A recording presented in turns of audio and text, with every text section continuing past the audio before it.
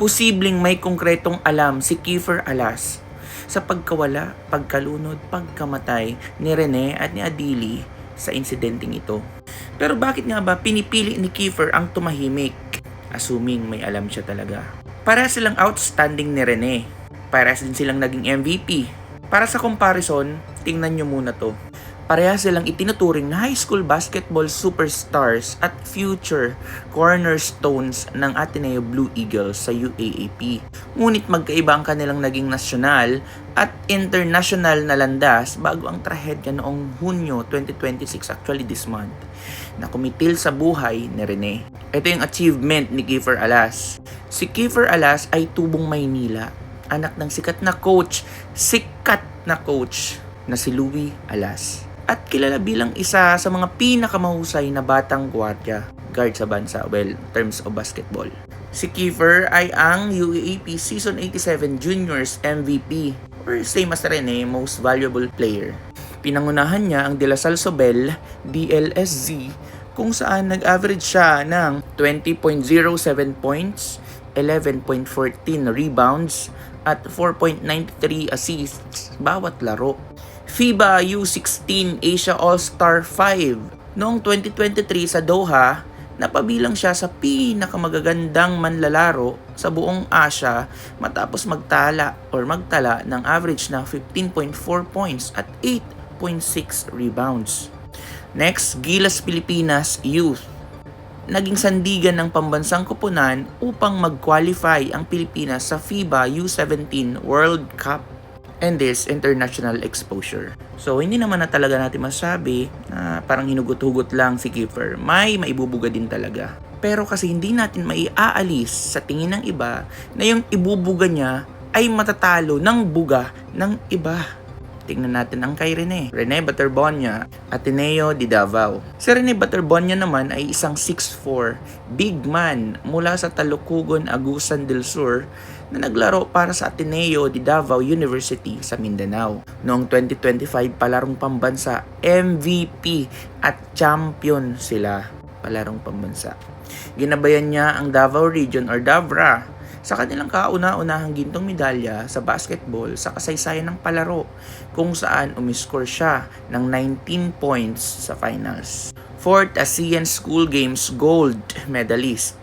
Kinatawan ng Pilipinas sa Brunei noong Nobyembre 2025 at nag-uwi ng kampyonato laban sa Malaysia. Next is the 2026 MBTZ All-Star at Division 1 Best Defensive Player. Kinilala bilang isa sa pinakamahusay na defensive player sa bansa. And the 2026 Palarong Pambansa Silver Medalist. Habang si Kiefer Alas ay mas nakilala sa UAAP Juniors at FIBA Asia Tournaments bilang isang elite all-around perimeter player, si Rene Baterbonia naman ay naghari sa Palarong Pambansa Grassroots Sports at ASEAN School Games bilang isang dominanteng pwersa sa ilalim ng rim at mahusay na defender. Magkasama sana silang sasabak bilang rookies sa Ateneo para sa UAAP Season 89 sa ilalim ni Coach Tab Baldwin. Ngunit pumanaw nga po si Rene sa isang insidente ng pagkalunod noong June 8, 2026, kaya naman inialay ni Alas at ng buong kupunan ang kanilang darating na season para sa kanya. Pero ang sinasabi ng iba, siguro nakita ni Alas na mas magaling sa kanya si Rene at napakalaki ng support system ni Rene. Baka inisip daw na maging hadlang ito para mas makilala siya sa buong mundo. Pero mas kilala si Kiefer sa buong bansa.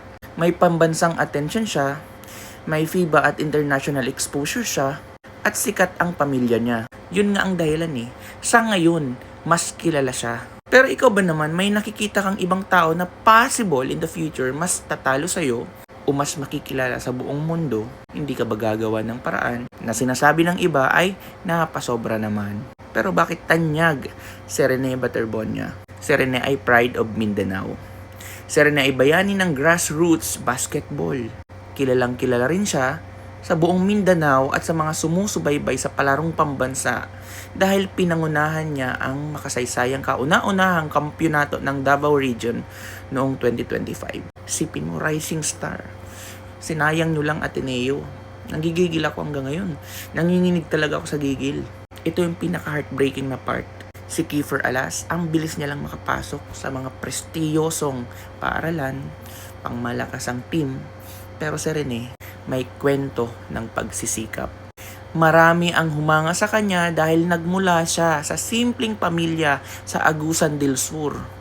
Ang kanyang talento ang naging susi upang makuha siya ng Ateneo Blue Eagles. Dagdag ko na rin, wala daw weights pero may lumalabas na picture which is legitimate pero hindi kasi natin makita yung daladala ni Kuyang Kalbo kung ano ba to.